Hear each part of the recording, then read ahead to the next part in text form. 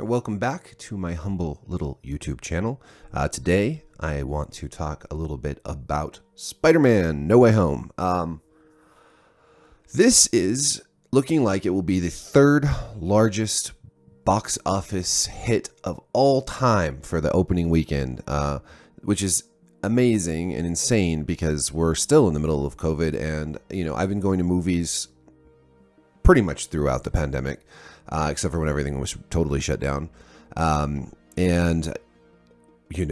Last year around this time, if you were going to the movie theater, there would be hardly anybody there. It was kind of nice, actually, but sad for the movie theater business.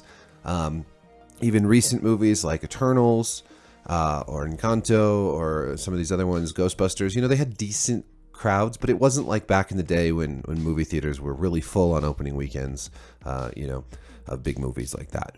This weekend, whoa, the movie theater was packed. The lines were so long, we just didn't even get soda or snacks. We just went right to our seats because I don't know, I hate standing in long lines. Kind of regretted that because it is a long movie and I wish we'd had something to drink. Just even water would have been nice. But packed, selling out auditoriums.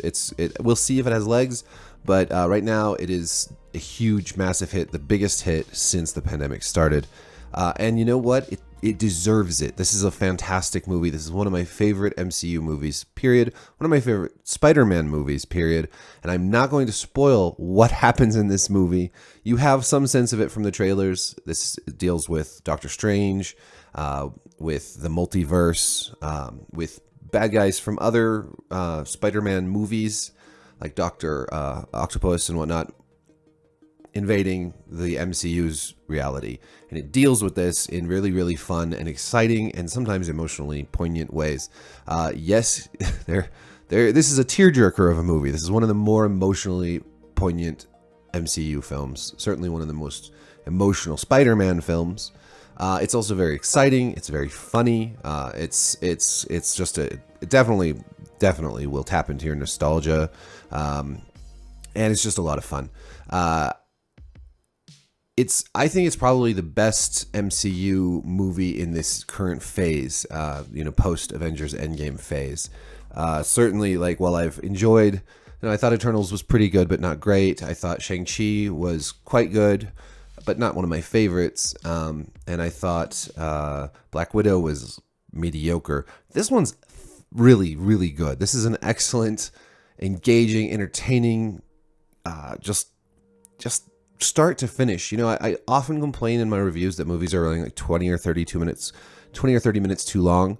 And in this one, I did not feel that way at all. This movie did not run a second too long or a second too short. It was just it never felt slow. I never felt bored. I was always engaged. I didn't know exactly what was going to happen, but there was plenty of clues to sort of foreshadow and give you a sense of what was coming. There's lots of exciting twists and turns. The one thing I might say that I think is maybe a problem with Marvel movies, but not necessarily a problem, but it's one thing that's kind of a little hard for them to juggle, is when something really sad happens and then it's followed by some really funny stuff. It's sort of an emotional whiplash, and that happens here.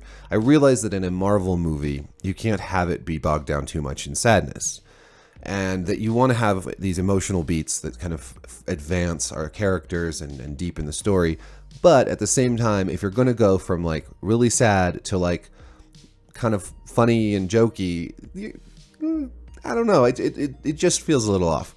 But other than that, this is a movie that I will absolutely 100% be seeing again in the movie theaters. This is a big theater, big screen movie. Tom Holland is fantastic. Zendaya is great. And all the other actors are brilliant.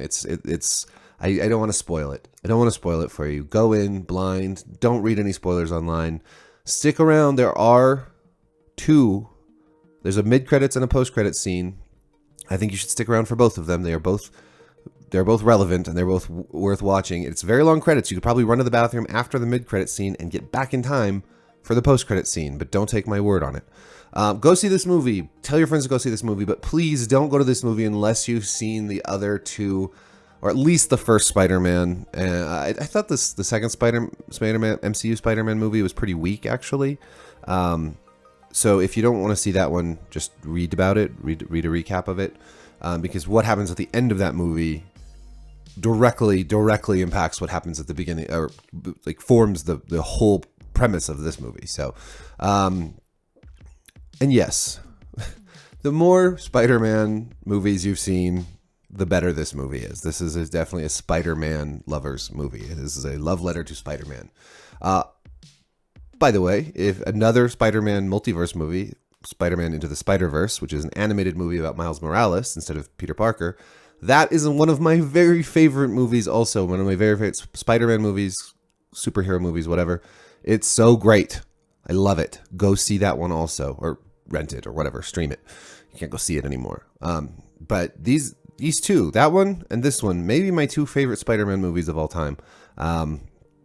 And you'll see. Once you see it, you'll see why. It is also one of the highest rated, if not the highest rated, audience score for any MCU movie. So fans are loving this. Critics are loving this. Everybody loves this. For once, almost everyone is united in loving a movie together, despite all our political differences. It's not a political movie.